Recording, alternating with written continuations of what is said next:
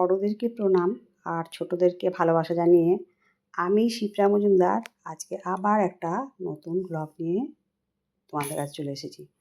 আশা করি আজকের ব্লগ ভিডিওটা তোমাদের ভীষণ ভালো লাগবে। তাহলে এখন থেকে দেখতে শুরু করো। আজকে আমি তোমাদেরকে কী দেখাচ্ছি। দেখো বন্ধুরা, আজকে যেহেতু বিপত্তারিণী পুজো, এটা লাস্ট দিন, শনিবার দিন, রথের পরে শনিবারটা প্রথম পড়েছে, সেটাতেই একটা বিপত্তারিণী পুজো হয়ে গেছে। আমার তখন সুযোগ হয়নি, তাই আমি এখন লাস্ট মঙ্গলবারটাতেই করছি। রথের পরে যে কোনো শনি বা মঙ্গলবার দেখে বিপত্তারিণী পুজো হয়। তাই বিপত্তারিণী পুজো করার আগে আমি ঠাকুরের ঘর মুছে, ঠাকুরকে স্নান করিয়ে, সমস্ত দেবতাকে আমি চন্দন পরিয়ে দিয়েছি প্রথমে, তারপর এখন মায়েদেরকে সিঁদুর পরিয়ে দিচ্ছি। তারপরে আমি সমস্ত গোছগাছ করে নেওয়া তো আগেই হয়ে গেছে। তারপরে আমি মন্দিরে পুজো দিতে যাব।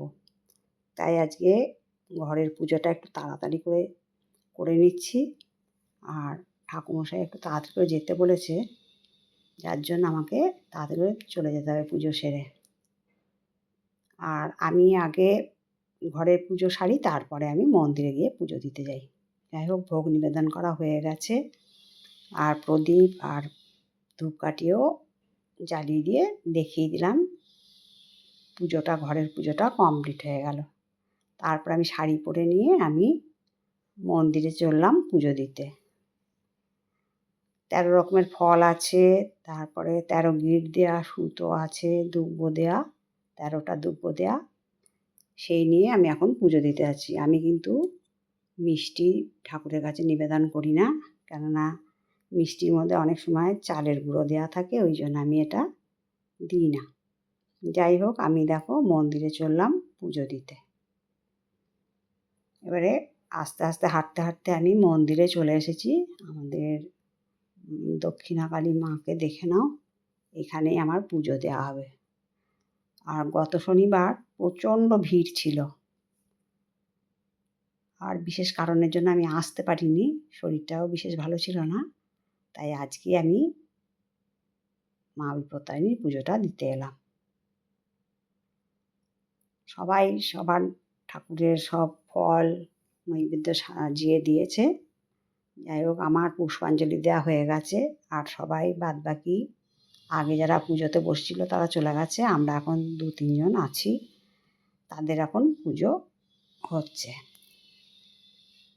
ঠাকুরমশাই আমাদেরকে পুষ্পাঞ্জলি দিয়ে দিয়েছেন, আর এখন আমি মাকে মোমবাতি আর ধূপকাঠি দেখিয়ে দেবো।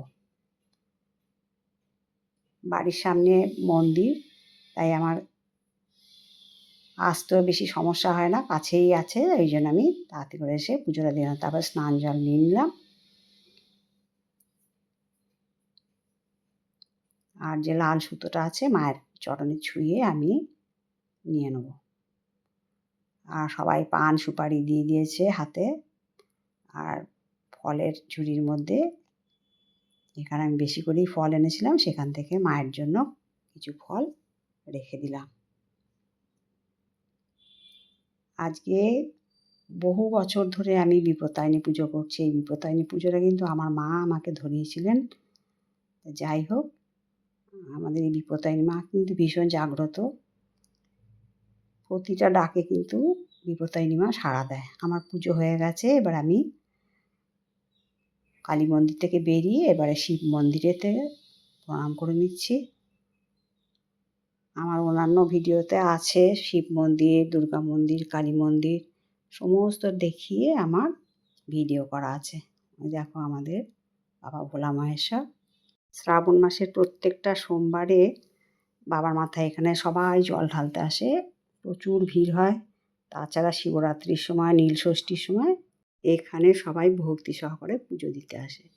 দেখো আমাদের দুর্গা মণ্ডপটা তো তোমাদেরকে সব দেখিয়েছি, এইদিকে কালী মন্দির, ওইদিকে শিব মন্দির।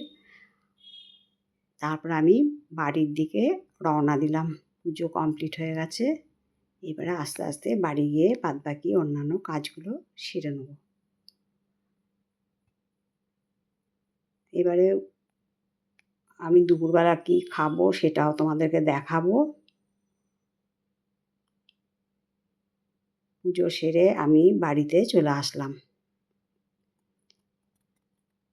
তারপরে দেখো আমি আমার পুজোর ঘরে চলে আসলাম, ঠাকুর ঘরে। আমার ঠাকুর ঘর তো তোমরা অনেকেই জানো, দেখেছো আমার আগের সব ভিডিওতে।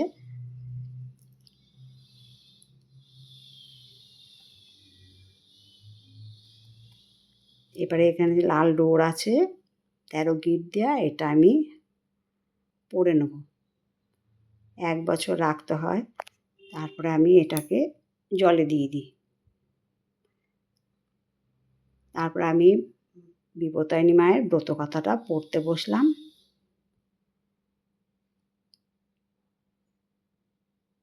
ঠাকুরমশাই মন্দিরেতে বিপত্তারিণী মায়ের ব্রত কথা একটু পাঠ করে দেন, কিন্তু তবুও বাড়িতে এসে আমি একটু পাঠ করে নিই।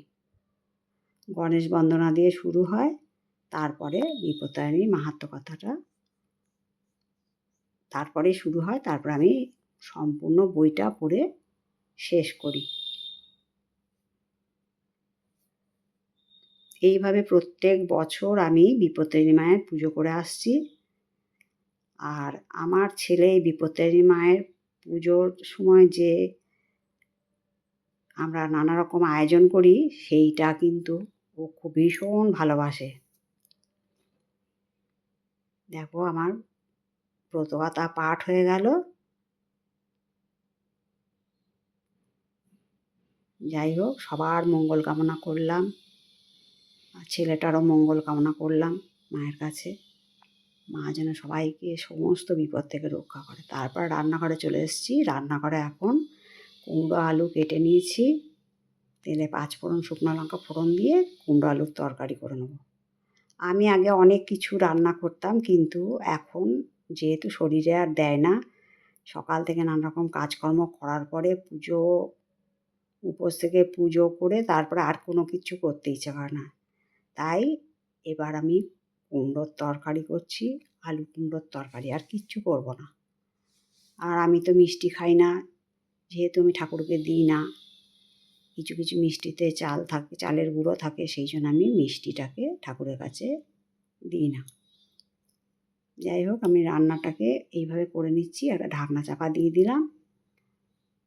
কুমড়ো তরকারিটা এইভাবেই আমি কমপ্লিট করে নেব। এবার দেখো ছোট্ট ছোট্ট করে ময়দা দিয়ে করি না, অন্যবারে ময়দা দিয়ে করি, এবারে আটা দিয়েই করলাম। লুচি একদম ছোট্ট ছোট্ট ফুচকার মতন সাইজ করে লুচিগুলো বেলে নিচ্ছি, একদম ছোট্ট। আর দুটো করব এর থেকে বড়। মোট 13টা লুচি করে নেব। 11টা ছোট্ট ছোট্ট লুচি করি, আর বড় বড় দুটো লুচি করি। মোট কথা নিয়ম অনুসারে 13টা লুচি খেতে হয়, এই কারণেই আমি এইভাবে ছোট্ট ছোট্ট করে লুচি তৈরি করে নিই। দেখে কিন্তু মনে হচ্ছে অনেক বড়, কিন্তু একদম ছোট্ট। যাই হোক, এরকম করে লাল লাল করে আমি লুচিগুলোকে ভেজে নিচ্ছি। যাই হোক বন্ধুরা, আজকের আমার ব্লগ ভিডিওটা তোমাদের যদি ভালো লাগে, তবে লাইক, শেয়ার, কমেন্ট আর সাবস্ক্রাইব করে আমার চ্যানেলের পাশে থেকো। আর যদি কোনো নতুন বন্ধু এসে থাকো, অবশ্যই বেল বাটনটা অন করে দিও, তাহলে সমস্ত নোটিফিকেশান তোমাদের কাছে পৌঁছে যাবে। আর আমার এই ভিডিওটা যদি তোমাদের ভালো লাগে, তাহলে সুন্দর সুন্দর কমেন্টসের মাধ্যমে জানিও। তোমাদের সুন্দর সুন্দর কমেন্টস পেলে আমি কিন্তু আরেকটা অন্য ব্লগ ভিডিও বা রেসিপি তৈরি করতে অনেক উৎসাহ পাই। যাই হোক, আমি দেখো খেতে বসে পড়েছি। 13খানা লুচি, কুমড়ো আলুর তরকারি আর 13 রকমের ফল। গোটা গোটা খাওয়া তো সম্ভব নয়, তাই আমি অল্প অল্প করে কেটে নিয়েছি। যাই হোক, আজকে এই পর্যন্ত রাখলাম। কেমন? টাটা।